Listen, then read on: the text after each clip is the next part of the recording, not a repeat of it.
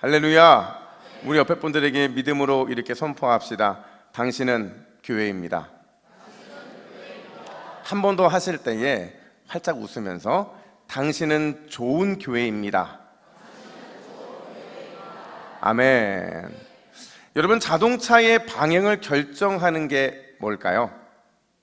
자동차가 어느 쪽으로 가야 될지를 결정하는 게 뭐예요? 핸들이죠. 핸들이 어디로 꺾이느냐, 그것에 따라서 자동차의 방향과 목적은 달라질 수밖에 없는 거예요. 그럼 배는요? 배의 방향을 결정하는 건 또 뭘까요?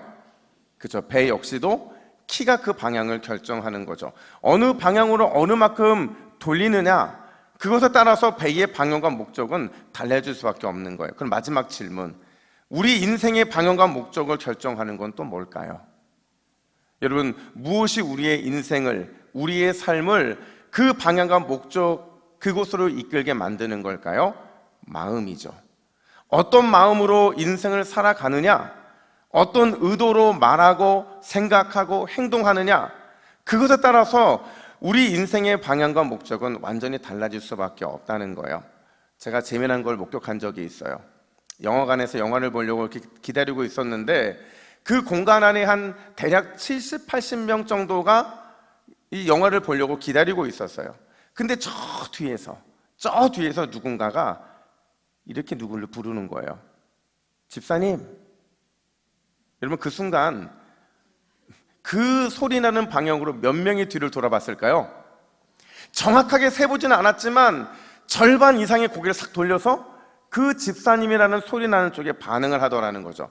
여러분, 이 말은 무슨 의미예요? 지금 거기에 모여있는 사람들의 절반이 어떤 사람이라는 거예요? 그죠? 교회를 다니는 사람이더라는 거죠. 한 번쯤은 집사님이 누군지를 알 만한 그런 사람인 거죠. 아니, 정확하게 말해서 교회에서 집사라는 직분을 받은 사람도 그 중에 있을 거라는 거죠. 여러분, 오늘날 집사라는 직분은요, 죄송하지만 굉장히 흔한 것이 되어버렸어요. 교회를 다니기만 하면 너도 집사, 나도 집사, 우리 모두 집사. 그래서인지 사람들은 이 집사라는 직분을 굉장히 가볍게 여깁니다. 당연히 받아야 하고 안 받으면 섭섭하고 그렇게 불려져야 하는 것으로 우리는 늘 그렇게 생각하면서 직분을 감당하는 거죠.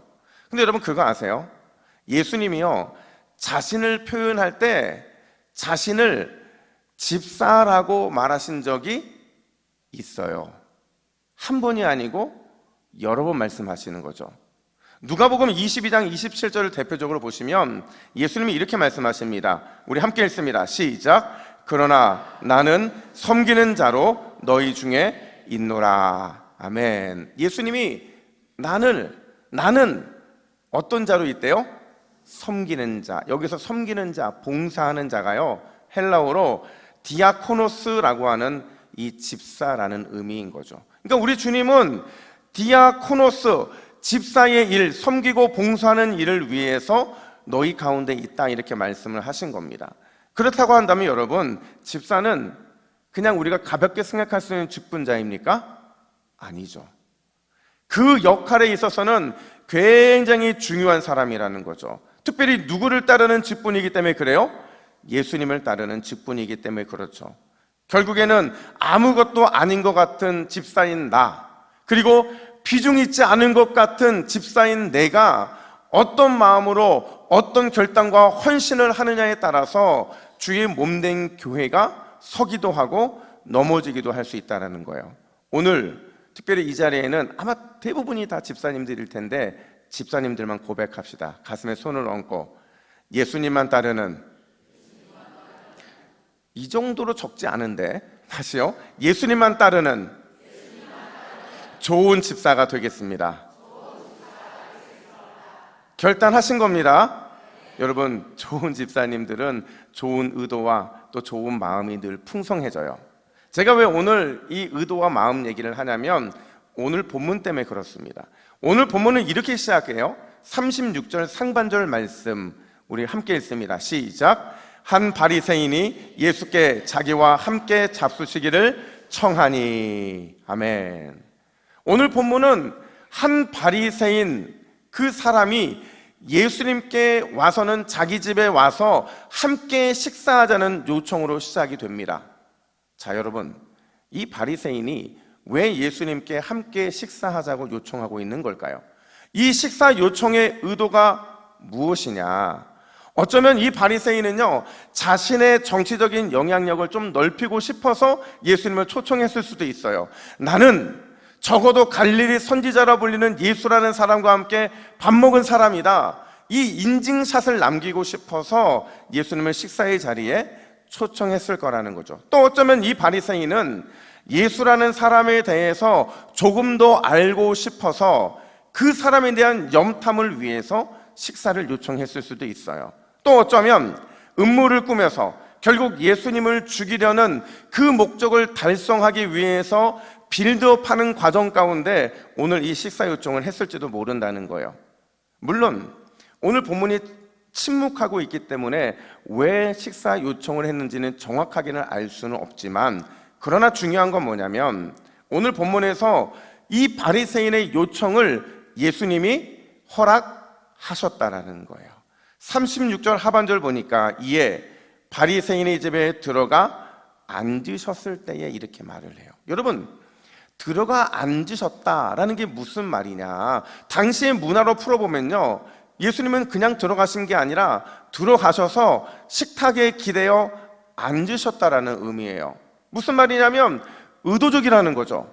일부러 작정하고 들어가셔서 그 편한 식사를 하시겠다라는 어떤 강한 의지를 표명하고 계신 거라는 거예요. 여러분, 왜 예수님은 초청의 의미도 알지 못하는, 그 이유도 알 수 없는 이 바리새인의 집에 들어가신 걸까요? 들어가셔서는 왜 굳이 작정하고 마음 편하게 식사하시겠다라는 이런 결단의 태도를 보이고 계신 걸까? 42절 하반절은 그 이유를 이렇게 설명합니다. 우리 함께 읽습니다. 시작. 누가 그를 더 사랑하겠느냐? 아멘.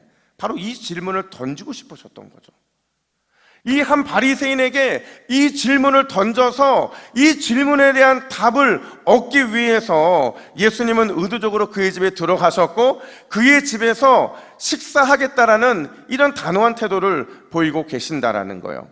그렇다면 아주 중요한 질문인데, 여러분, 이 42절 하반절에 누가 더 사랑하겠느냐라는 이 질문 속에 담긴 주님의 의도는 무엇일까? 이 질문을 통해서 우리 예수님께서 우리에게 과연 무엇을 요구하고 계시느냐 하는 거예요.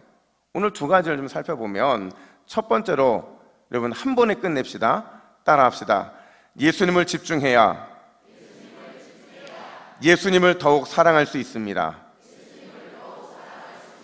바로 그거죠. 예수님을 집중해야만 예수님을 더욱 사랑할 수 있기 때문에 누가 더 사랑하겠느냐라는 이 질문을 던지고 계시더라는 거예요. 여러분, 오늘 본문을 보면 예수님을 중심으로 두 사람이 등장하잖아요. 한 사람은 앞서 살펴본 것처럼 36절에 한 바리새인이고, 또 한 사람은 누구예요? 37절에 한 여인이죠. 근데 여러분, 이 두 사람에게는 공통점이 있어요. 어떤 공통점이 있느냐? 예수님과 접촉하기를 원했고 결국 예수님과 접촉에 성공했다라는 거예요. 이 둘은 모두 다 예수님을 만나고 싶은 마음이 있었어요. 실제로 예수님과의 만남이 성공하게 되죠. 이 만남을 통해서 이 두 사람은 영적으로 예수님이라는 분과 접촉할 기회를 얻게 되었다라는 게 바로 이 둘의 공통점이에요. 근데 분명히 같은 접촉을 했고 같은 만남을 했는데 그 결과는 너무나도 다르더라는 거예요. 한 사람은 이 만남을 통해서 단 1도 얻은 게 없는 사람이 되어버렸고, 반면에 또 한 사람은 이 만남을 통해서 예수님을 사랑하게 될 뿐만 아니라 예수님의 사랑의 깊이가 얼마나 대단한지까지 깨닫게 되었고, 심지어 죄사함의 은혜까지 누리게 되더라는 거예요. 자, 여러분, 예수님과 만났지만 얻은 게 단 1도 없는 사람 누구예요? 그렇죠, 한 바리새인이죠. 40절에 보면 그의 이름을 밝혀줘요. 그 이름이 누구예요? 시몬이라는 이름을 가지고 있는 바리새인이더라는 거죠. 반면에 예수님과 만나 그 사랑의 깊이와 넓이와 높이를 깨닫고 심지어 사조의 은총까지 누리게 된 사람, 그 사람이 누구냐? 37절에 보니까 이렇게 말합니다. 그 동네에 죄를 지은 한 여자가 있어. 여러분, 그 동네 죄 지은 한 여자, 이걸 짧게 요약하면 뭔 줄 아세요? 그 동네에서는 다 아는 공개적인 죄인이라는 거예요. 당시 여자가 공개적인 죄인이 된다는 것은요, 두 가지의 경우에 때만 가능해요. 하나는 이 여자가 몸을 파는 창녀이거나, 아니면 간음을 하고 음행을 했다가 걸렸을 경우에 이 여인은 공개적인 죄인이 되게 되는 거죠. 근데 중요한 건 이 만남, 이 접촉의 결과는요, 그 당시에 많은 사람들의 예상과는 전혀 달랐다라는 거예요. 객관적인 조건만 놓고 보면, 자 여러분, 바리새인이었던 시몬이라는 사람, 그리고 그 동네의 공개적인 죄인이었던 여인, 이 줄 중에서 예수님을 만났을 때 누가 플러스 인생이 되어야 옳죠? 당연히 바리새인이었던 이 시몬이죠. 그가 플러스 인생이 되어야 옳아요. 왜냐하면 그는 분명히 예수님을 자신의 집에 초청했을 때 무엇인가를 남기고 싶어서 초청했을 거예요. 어떤 확실한 이득을 보고자 해서 예수님을 자신의 집으로 초대했다라는 거죠. 그리고 실제로 예수님께서는 그의 계획대로 집을 방문하셨고 그의 식사에 응하셨고 이 모든 계획이 계획했던 대로 착착착 진행이 됐으니 플러스 인생이 되어야 옳다라는 거죠. 반면에 이 죄인이었던 여인은 어떻습니까? 앞서 언급했던 것처럼 이 여인은요, 공개적인, 공식적인 죄인이었어요. 주인의 입장에서는 이런 여인이 자신의 집에 오는 거 좋겠어요? 안 좋죠. 불청객이죠. 달갑지 않은 손님이죠. 아니, 절대로 초대해서는 안 되는 여인이에요. 왜냐하면 이 여인이 그 모임에 들어가는 순간 그 여인과 접촉하는 모든 것들이 부정해지기 때문이죠. 그럼에도 불구하고 이 여인은요, 플러스 인생이 됩니다. 도대체 이런 반전이 과연 왜 일어나게 될까? 왜 플러스 인생이 되어야 될 시몬은 예수님을 만나는 순간 제로의 인생이 된 것이고, 왜 마이너스 인생을 살았던 이 여인은 예수님을 만나는 순간 그냥 초대박이 아니라 초대박 그 인생이 되게 된 것일까? 그 이유는 바로 이거라는 거죠. 예수님을 향한 집중, 예수님에 대한 간절한 열망의 차이가 이 둘의 이런 상황을 완전히 갈라지게 만들었다는 거예요. 우리 37절과 38절 말씀을 한번 볼까요? 우리 37절과 38절 말씀 같이 읽습니다. 시작. 예수께서 바리새인의 집에 앉아 계심을 알고 향유 담은 옥합을 가지고 와서 예수의 뒤로 그 발 곁에 서서 울며 눈물로 그 발을 적시고 자기 머리털로 닦고 그 발을 입맞추고 향유를 부으니. 아멘. 자, 여러분, 이 두 절밖에 안 되는 이 짧은 구절에서 얼마나 집중적으로 예수님을 열망하고 있는지 보세요. 그녀의 시선이, 그녀의 마음이, 그녀의 행동이, 그녀의 태도가 얼마나 예수님만을 향하고 있는지, 얼마나 예수님 중심적인지 한번 보십시오. 여러분, 이 여인이 예수님이 바리새인의 집에 계신다는 사실을 어떻게 알았을까요? 어떻게 알았을까요? 공인된 죄인이잖아요. 공개된 죄인이잖아요. 남의 잔치, 그것도 당대 가장 위세가 대단했던 이 바리새인의 집에 쳐들어가는 결단을 했다? 이게 과연 어떻게 가능했냐 하는 거예요. 분명히 이 여인을 알았을 거예요. 자기가 그곳에 가는 순간 멸시의 눈빛과 천대와 손가락질이 자신에게 쏟아질 것을 알면서도 그럼에도 눈물로 예수님의 발을 적시고 머리털로 그의 발을 닦고 그의 발에 뜨겁게 입맞춤하고 자신의 가장 소중한 향유옥합을 깨는 용기, 여기까지 어떻게 갈 수 있었느냐 하는 거죠. 여러분, 이게 가능했던 이유가 뭐냐면요, 따라합시다. 오직 예수님만 집중, 오직 예수님만 열망, 바로 그거죠. 이 여인은요, 오직 예수님께만 집중되어 있는 거예요. 오직 예수님만 바라보고 있고 예수님의 그 모든 것에 자신의 초점을 맞추고 있었던 거죠. 이것 때문에 이 여인은 모든 이 과정들을 뚫고 결국에는 예수님께 그 일을, 자신이 원했던 예배의 그 일을 할 수 있게 되더라는 거죠. 그래서 이제 우리가 앞서 읽었던 37절, 38절은요, 문장의 연결이요, 쉼이 없어요. 맞춤표가 없다는 거예요. 계속 그리고를 반복하면서 일사천리로 그녀의 모든 행동을 막힘없이 서술하고 있더라는 거죠. 그만큼 예수님을 집중했다는 거예요. 그만큼 예수님만을 열망했다는 거죠. 반면에 이 바리새인 시몬을 보세요. 여러분, 바리새 시몬은요, 자신의 집에 예수님을 초청했음에도 불구하고 생각이 너무 많아요. 여러분, 앞서도 말씀드렸지만 그의 정확한 의도, 예수님을 왜 자신의 집에 초대했는지 알아요, 몰라요? 몰라요. 알 수가 없어요. 너무 복잡하기 때문에 그런 거죠. 심지어 이 부정한 여인이 예수님을 찾아가서 예수님과 접촉을 했을 때 그의 마음이 얼마나 복잡했는지를 39절은 이렇게 말합니다. 우리 39절 함께 읽습니다. 시작. 바리새인이 그것을 보고 마음에 이르되 이 사람이 만일 선지자라면 자기를 만지는 이 여자가 누구며 어떠한 자 곧 죄인인 줄을 알았으리라 하거늘. 자, 여러분, 이게 무슨 말이냐면 지금 바리새인은 계속 예수님을 보고 있었어요. 예수님과 함께 마주 앉아 있었고 계속 예수님과 같은 공간에 있었음에도 불구하고 실제로는 그의 관심이 예수님한테 있었다 없다? 없었다라는 거죠. 예수님이 아니라 예수님 주위에 너무 많은 관심과 또 그것에 대한 많은 생각을 품고 있다 보니까 예수님께 집중을 할 수 없었던 거죠. 여러분, 예수님을 날마다 사랑하시기를 축복합니다. 근데 여러분, 이 사랑을 어떻게 확인할 수 있느냐? 여러분들이 예수님을 사랑하고 있는지를 어떻게 증명할 수 있느냐? 여러분, 예수님을 사랑하고 있는지는요, 더욱 예수님께 집중하고 있는지를 통해서 알 수 있는 거예요. 예수님을 뜨겁게 진실한 마음으로 사랑한다고 한다면 반드시 끊임없이 예수님만 열망하고 예수님만 추앙해야 된다라는 거죠. 여러분, 예수님은요, 다른 사람에게 시선을 돌리는 것, 이거 우리에게 원하지 않으세요. 오직 자기를 집중하는 우리, 오직 주님께만 집중하는 우리를 너무나도 기뻐하신다는 거죠.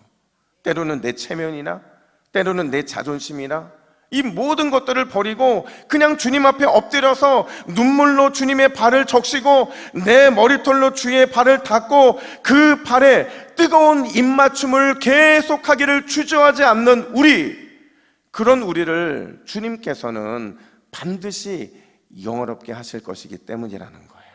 그렇다면 여러분, 우리가 지금 우리의 삶이 지금 예수님만 집중하고 있는지를 어떻게 알 수 있느냐? 예수님만 열망하고 예수님만 추앙한다? 과연 이게 도대체 우리의 삶에서 어떤 의미가 있는 것이냐? 제가 일전에 그리스인 조르바라는 책 이야기를 한 적이 있어요. 이 책에 보면 또 다른 이야기 하나가 등장하는데 어떤 젊은이가 있었어요. 믿는 아이예요. 근데 외딴 섬에 홀로 살고 있는 스승이셨던 수도사를 찾아가게 되는데 높은 바위 위에 작은 집을 짓고 늘 홀로 기도하면서 남은 여생을 살고 있는 이 수도사에게 젊은이가 묻습니다. 선생님, 요즘도 사탄과 씨름하고 있습니까? 이 질문을 딱 받자 이 수도사가 충격적인 대답을 해요. 뭐라고 대답하냐면, 나도 늙었고 내 안에 있는 사탄도 늙어서 더는 씨름을 하지 않습니다. 대신 요즘은 하나님과 씨름하고 있지요. 이 말을 듣자 더 놀란 거예요. 왜냐하면 하나님과 씨름한다는 걸 이해할 수가 없었던 거죠. 그래서 되묻습니다. 하나님과 씨름하신다고요? 진짜 이기기를 바라서 그러는 건 아니시죠? 이 말이 끝나자마자 수도사가 뭐라고 말하냐면, 아니요, 저는 하나님께 날마다 지기 위해서, 날마다 하나님께 져드리기 위해서 끊임없이 씨름을 하고 있습니다. 바로 그거죠. 여러분, 우리가 하나님만 열망하고 하나님만 집중하고 하나님만 추앙하는 게 뭐냐? 매 순간 어떤 상황에서도 내가 이기는 게 아니라 예수님께 지기 위한 씨름을 한다는 거예요. 그냥 일부러 주님께 져드리기로 내 안에 내 마음과 치열한 싸움을 한다는 거죠. 예수님께 항복하기로 결단하는 것, 그게 바로 예수님만 열망하고 추앙한다는 의미라는 거예요. 사랑하는 여러분, 그렇다고 한다면 예수님께 더 항복하고 예수님께 더 집중하시기를 주님의 이름으로 축복합니다. 더 예수님께 저드리고 더 예수님께 순종함으로 더욱 예수님을 내가 열망하고 있다는 그 사실을 삶으로 고백해 주시기를 축원합니다. 왜 우리가 이렇게 살아야 되느냐? 우리 주님께서 이렇게 약속하셨기 때문에 그래요. 47절 중반절 말씀, 이 말씀은 저는 우리가 받을 수 있는 이 땅의 가장 최고의 축복이라고 생각하는데, 어떤 말씀이냐? 우리 함께 읽습니다. 시작. 이는 그의 사랑함이 많음이라. 아멘. 우리 모두가 이 주님의 칭찬 받으시기를 축원합니다. 이는 그의 사랑함이 많음이라. 우리 그의, 여러분의 이름을 한번 넣어보세요. 이는 혁승이의 사랑함이 많음이라. 여러분, 얼마나 놀라운 칭찬이고 축복입니까? 주님께 오늘도 더욱 열망하고 주님께 더욱 추앙을 올려드리고 날마다 주님께 항복하고 주님만 집중함으로 이 놀라운 칭찬을 받는 저와 여러분들 되기를 예수님의 이름으로 축복합니다. 뿐만 아니라 두 번째로 우리 함께 따라합시다. 용서받음의 감격이. 한 번 더 할게요. 용서받음의 감격이 사랑의 온도를 만듭니다. 바로 이거죠. 예수님의 질문 속에는 용서받음의 감격이 사랑의 온도가 어떤지를 측정하게 만든다는 사실을 말씀하기 위함이라는 거죠. 여러분, 본문에서 예수님을 자신의 집으로 초청했던 사람이 누구예요?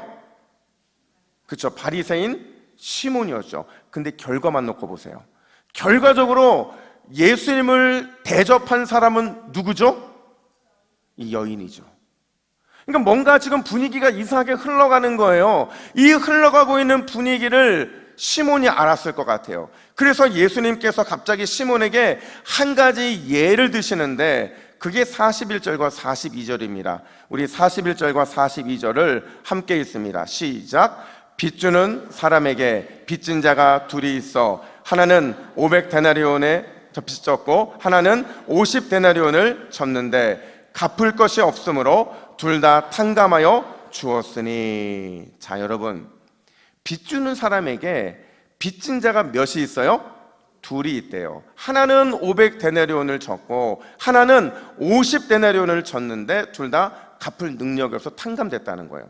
이게 그 유명한 500데나리온 빚진 자와 50데나리온 빚진 자 이야기잖아요. 근데 중요한 건 이 얘기를 하시고 나서 예수님이 질문을 던지는데 42절 중반절 보니까 이렇게 말합니다. 둘 중에 누가 그를 더 사랑하겠느냐, 이렇게 물어요. 자, 여러분, 500데나리온 빚진 자가 있어요. 50데나리온 빚진 자가 있어요.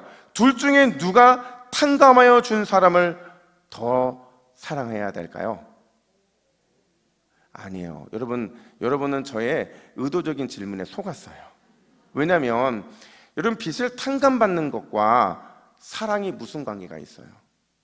만약에 누군가가 내 빚을 탕감해주면 저는 그 사람에게 사랑에 빠져야 되는 거예요. 이 논리라면.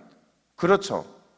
빚을 탕감해 주는 것과 사랑과는 관계가 없다라는 거예요. 근데 원어로 보면 관계가 있어요. 그것도 너무 중요한 관계가 있는데, 헬라어로 보면 이 탕감이라는 단어가요, 카리조마이라는 단어인데 이게 은혜, 카리스를 베풀다라는 뜻이에요.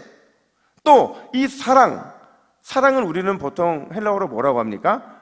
아가페라고 하잖아요. 이 아가페는 감당할 수 없는 사랑, 무조건적인 은혜, 그 카리스의 덮임을 받는 상태, 그게 바로 이 아가페 사랑이거든요.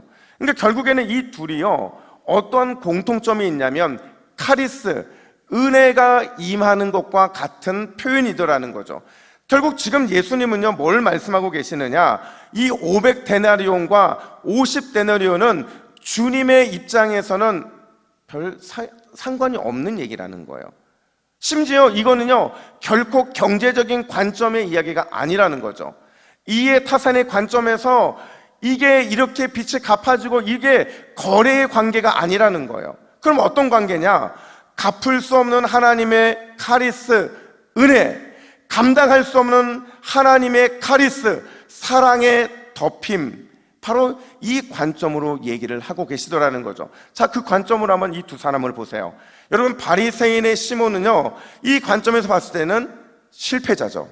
예수님을 사랑하는 일에 실패했고 또 온전한 믿음을 갖는 일에도 실패했어요. 반면에 이 여인은 어때요? 이 여인은 공개적인 죄인이라고 말씀을 드렸어요. 누가 보라도 완전히 망한 인생인데 실제로 예수님을 만나고 났더니 그렇지 않더라는 거예요. 이 여인은 오히려 예수님을 만나고 나서 예수님 사랑하기에 성공자가 되었고 놀라운 구원을 선물로 받은 하나님의 카리스, 하나님의 은혜의 백성이 되더라는 거죠. 그래서 결론적으로 예수님이 뭐라고 말씀을 하시느냐? 47절 하반절 말씀 우리 함께 읽습니다. 시작. 사함을 받은 일이 적은 자는 적게 사랑하느니라. 아멘. 이걸 역으로 생각해 보세요. 사함을 받은 일이 많은 자는 그럼 어떻게 한다는 거예요? 많게 사랑하느니라. 무슨 말이에요? 용서받음의 차이, 내가 생각하는 용서받음의 차이, 내 마음에 있는 용서받음의 차이가 예수님을 향한 사랑의 차이를 만들어낸다는 거죠. 그런 의미에서 여러분, 사랑은요, 감사라고 말할 수 있고 찬양이라고 말할 수 있고 영광이라고 말할 수 있어요. 왜냐하면 받은 은혜에 대한 반응은 언제나 항상 사랑이고 감사이고 찬양이고 영광이기 때문에 그런 거죠. 여러분, 그렇다면 여러분께 묻습니다. 여러분들은 내가 옆 사람보다, 내 남편, 내 아내보다, 심지어 내 원수, 나에게 큰 상처를 준 사람보다 더 큰 위대한 용서를 받았다는 사실을 인정하십니까? 내가 너무나도 큰 용서를 받았기에 내 남편 때문에 감사하고 내 아내 때문에 찬양하고 내 원수와 분노의 대상 때문에 하나님께 영광을 돌릴 수 있느냐 하는 거예요. 여러분, 기억하세요. 은혜는 빚진 자 의식에 비례할 수밖에 없어요. 우리의 죄에 대한 자각, 용서에 대한 자각이 크면 클수록 하나님의 은혜는 더 크고 놀랍게 임할 수밖에 없는 거죠.